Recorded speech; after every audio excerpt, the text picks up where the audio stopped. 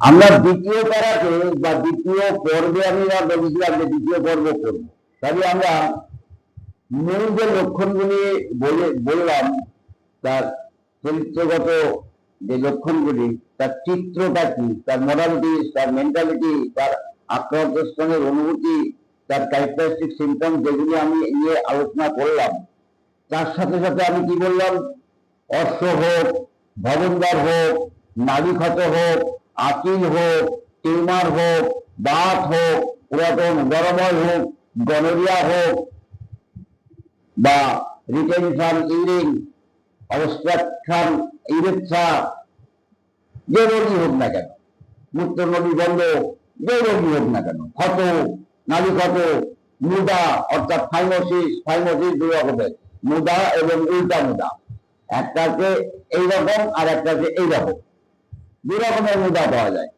যে রোগী হোক না কেন, আমার রোগী যদি অ্যাসিড নাইট্রিকের পেশেন্ট হয়, তাহলে আমি কিন্তু অ্যাসিড নাইট্রিক দিতে পারবো। ইয়ার ক্ষতের কোষ সাধারণত পাতলা, ইয়ার ক্ষতের কোষ কিন্তু হিটারের মতন বা পালসেটিলার মতন বা গাঢ় কোষ কিন্তু হয় না, পাতলা কোষ এবং রক্তাক্ত, পাতলা কোষ এবং রক্তাক্ত থাকে।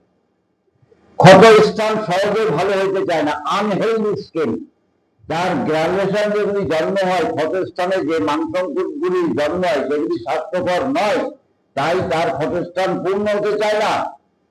আর সেই ক্ষতস্থান থেকে যে রস নির্গমন হয়, গাঢ় কোষ নয়, পাতলা রক্তাক্ত কোষ নির্গমন হয়, এবং সেই ক্ষতে নাড়া লাগলে প্রচুর রক্তস্রাব হয়। অনেক সময় চুষলে দাঁতের গোড়া থেকে রক্ত পড়ে। আমরা অনেক মেডিসিন আছে, কারোর আছে মার্কসার আছে, আমাদের অ্যাসিড নাইট্রিক আছে, দাঁতের গোড়া এরকম চুষলে রক্ত পড়ে। ফসফরাস আছে, অল্পতেই রক্তস্রাব প্রবণ মেডিসিনগুলি, ক্লিওজেট আছে, এই ধরনের মেডিসিনগুলি তখন আমাদের খুলতে হয়। তাহলে দাঁতের গোড়া থেকে সহজে রক্তপাত হয় এবং চুষলে দাঁতের গোড়া দিয়ে রক্ত বেরোয়। ভালো অবস্থাতে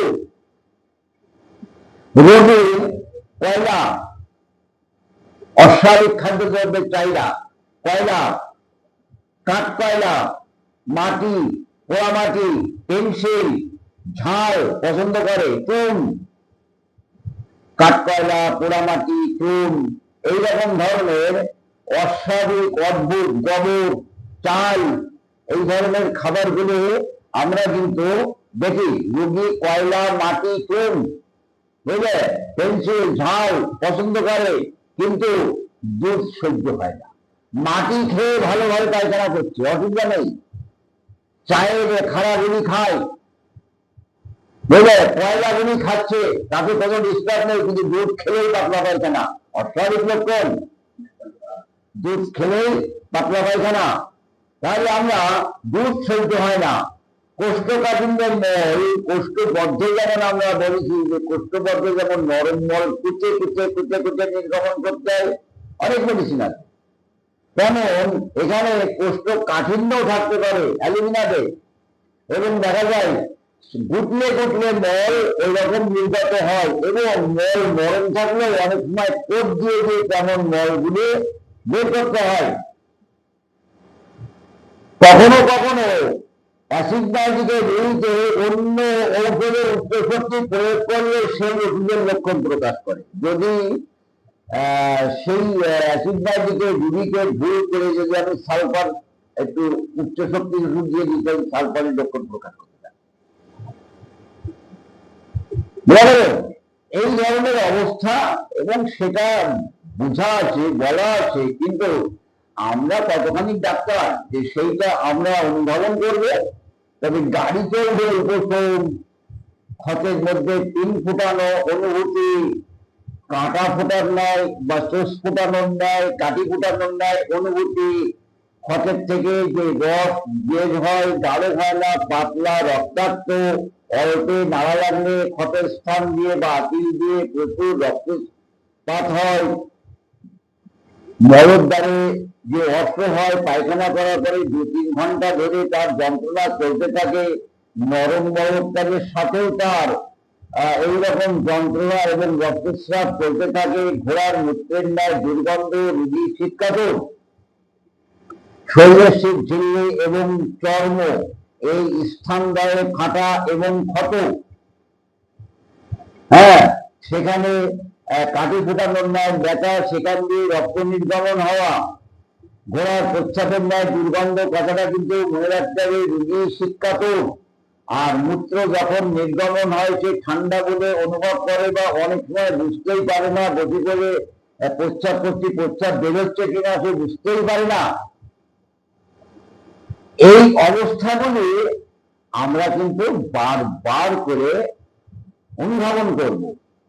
আমাদের হোমিওপ্যাথিতে ব্যর্থতা হচ্ছে সব থেকে পৃথিবীর বড় ব্যর্থতা।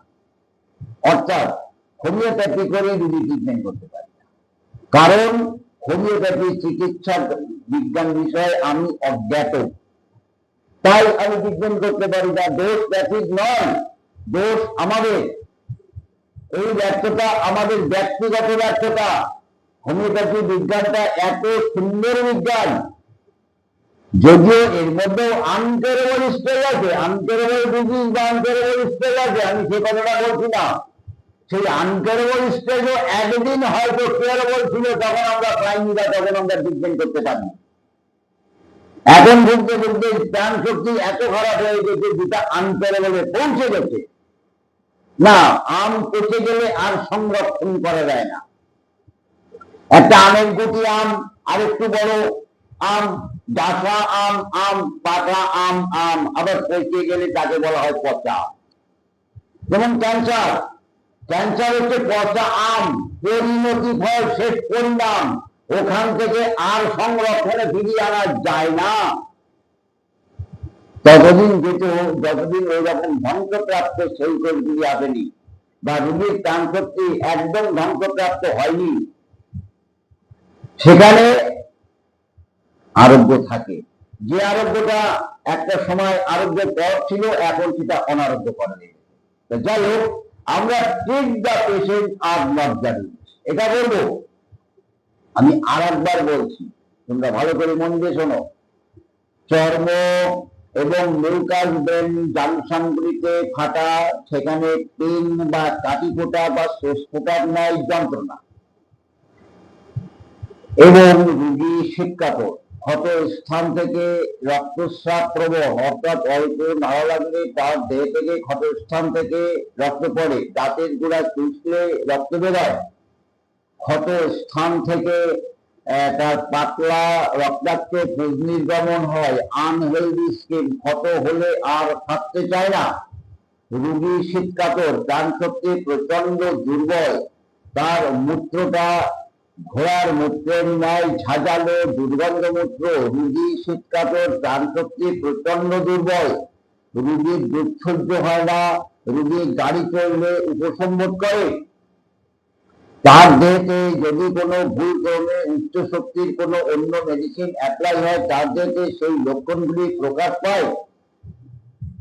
তাহলে পায়খানা করার পরে যন্ত্রণা, এবং এটা তো রোগ ফল, অবশ্যই একটা রোগ ফল, কারণ যন্ত্রণা, কাটি ফোটানোর ন্যায় যন্ত্রণা একটা অনুভূতি, রক্ত পড়া একটা লক্ষণ, আর নরম মৌলত্যাগের সাথেও তার রক্ত পড়া এবং যন্ত্রণা অনুভূত হওয়া, এটা একটা অস্বাভাবিক লক্ষণ। এবং রোগী শীতকাতর, দুধ সহ্য হয় না, ঘোড়ার মূত্রের ন্যায় দুর্গন্ধ, এই কথাগুলি বারবার করে বললেও এই কথাগুলি কিন্তু তোমাদের মনে রাখতে হবে। কারণ এইবার লিউকেরিয়া হোক, পিরিয়ডিক্যাল কোনো গোলযোগ হোক, আমি 60 বছর বয়সেও আমি দেখেছি ট্রিটমেন্ট করেছি অ্যাসিড ম্যাজিক দিয়ে। সেখানে কি পেয়েছি?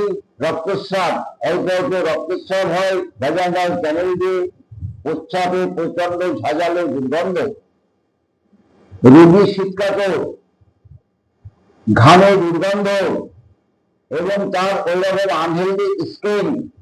আমি আরো মনে নেই, যদিও এই ঘটনাটার পেছনে আমার বয়স প্রায় তখন 95-96 হবে, সেই সময়কারের ঘটনা।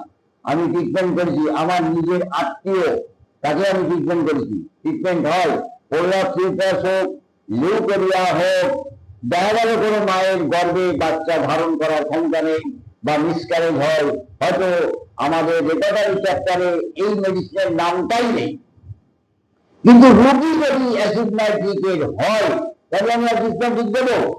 যদি সেই মেডিসিন দিলে তার প্রোলাপসিস হোক, লিউকেরিয়া হোক, তার গর্ভ ধারণ করার ক্ষমতার অভাব হোক বা মিসক্যারেজ হোক, যাই হোক, আমরা বাত হোক উদাহরণময় হোক, মুদা হোক অস্ত্র হোক, বগনদার হোক নালিকা হোক, পেটের গ্রহ হোক, গ্যাস অম্বল রোগীর রোগ হোক, লিভারের রোগ হোক, চামড়ার কোনো ক্ষত হোক, যে রোগী হোক না কেন আমরা কিন্তু অ্যাসিড নাইট্রিক দেব। রোগীর দুধ সহ্য হয় না, কয়লা, বালি, মাটি, পেন্সিল, চা, খড়ি, চাল এগুলি খেতে পছন্দ করে, অপাচ্য দ্রব্য খায়, হজম করে, দুধ খেলে সহ্য হয় না, উদাহরণময় প্রবণ। কিন্তু কখনো কখনো তার মধ্যে কনস্টিপেশন পাওয়া যায়, কোষ্ঠকাঠিন্য হয়, গুটলে গুটলে মল তার মলত্যাগে নির্গমন হয়, একটা রোগ ফল। কিন্তু এই দেখে আমরা কোনো বুঝতে পারি না এই কোষ্ঠকাঠিন্য বা কোষ্ঠবদ্ধতা কার, অ্যালুমিনার না রাইজোবিয়ামের, ফসফরাসের না চায়নার, না আমার এই অ্যাসিড নাইট্রিকের, না গ্রাফাইটিকের, সেই কথাটা আগে মনে রাখতে হবে। তাই এইভাবে আমরা রোগীকে ট্রিটমেন্ট করতে কিন্তু পারবো। অ্যাসিড নাইট্রিকে রোগীকে কখনো উচ্চ শক্তি না দেওয়াটা প্রথম থেকে বেটার, তার কারণ রোগীর প্রাণ শক্তি প্রচন্ড দুর্বল, তার মধ্যে সোরা মাইজাম, সাইটোমাইজাম এবং টিউবারকুলার মাইজাম ক্রিয়াশীল থাকে, যার কারণে রোগীর মধ্যে ঠান্ডা লাগার প্রবণতা, শীতকাতর, অল্পতেই ঠান্ডা লাগে, বা যে কোনো রোগী হোক না কেন সেটার আরোগ্য প্রবণতা কম থাকে। তবে আমরা সন্ধ্যায়, রাত্রে এবং ঠান্ডায়, সন্ধ্যায়, রাত্রে এবং ঠান্ডায় রোগ লক্ষণগুলি বৃদ্ধি হয়, যার গাড়িতে চললে উপশম, গাড়িতে চললে উপশম।